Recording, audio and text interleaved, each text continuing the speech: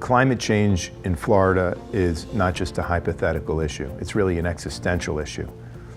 All of the studies are showing that within just a few years, big parts of Miami, Broward County, the whole coastline are going to be underwater to some degree or another. So the rising sea levels creates all kinds of challenges, not just for ourselves, but certainly for our children and our grandchildren.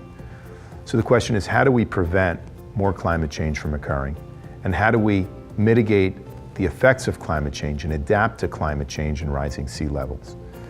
So to prevent further climate change, we have to stop putting carbon into the atmosphere. This is why I oppose fracking in the Everglades.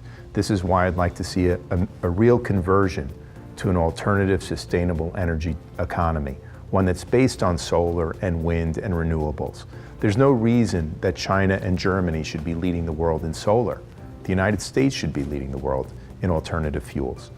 And at the same time, we need to be able to make the investments in the infrastructure to adapt to climate change, to create the seawalls, to raise street levels, to rebuild infrastructure such as sewage systems and waterworks. Where are those billions of dollars going to come from? In Florida, it's going to take tens of billions of dollars, and nationwide, maybe trillions of dollars. And we've known for a while that the infrastructure of this country is deteriorating. So we have to find ways to do it. And in my own studies as a legal scholar, I focus on the Federal Reserve.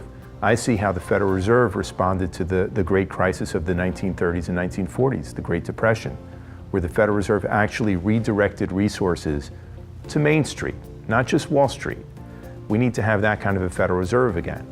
We also need a public infrastructure bank, a federal infrastructure bank.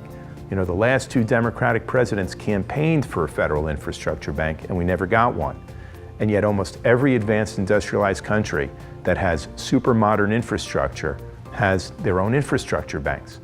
So the US needs to be making the kinds of investments so that we can compete with the rest of the world and that we can adapt to climate change.